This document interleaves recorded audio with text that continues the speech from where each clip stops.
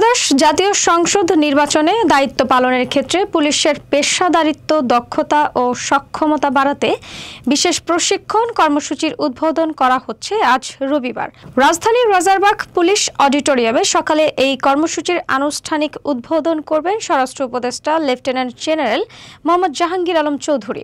জানা গেছে, আগামী বছরের ফেব্রুয়ারিতে অনুষ্ঠেয় জাতীয় সংসদ নির্বাচনকে সামনে রেখে দেশজুড়ে ১.৫ লাখেরও বেশি পুলিশ সদস্যকে এই কর্মসূচির আওতায় বিশেষ প্রশিক্ষণ দেওয়া হবে। বাংলাদেশ পুলিশের বর্তমানে ১৩০টি ছোট এবং ৪টি বড় প্রশিক্ষণ কেন্দ্র রয়েছে।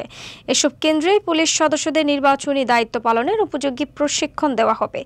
এর আগে গত ৩১শে আগস্ট থেকে ২রা সেপ্টেম্বর পর্যন্ত ঢাকার পুলিশ সদর দফতরে মডিউল ভিত্তিক প্রশিক্ষণে ১৫০ জন মাস্টার ট্রেনার অংশ নেন।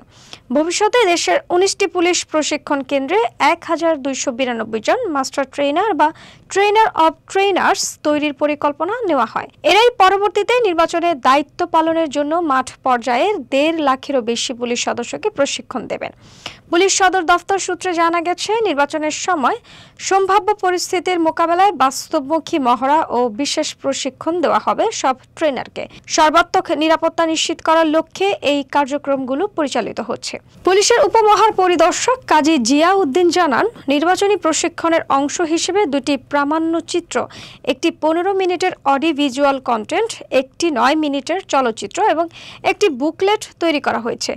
এসব কন্টেন্ট প্রশিক্ষণে ব্যবহার করা হবে যাতে পুলিশ সদস্যরা শুধু তত্ত্বগত নয়, বাস্তবভিত্তিক জ্ঞানও অর্জন করতে পারেন।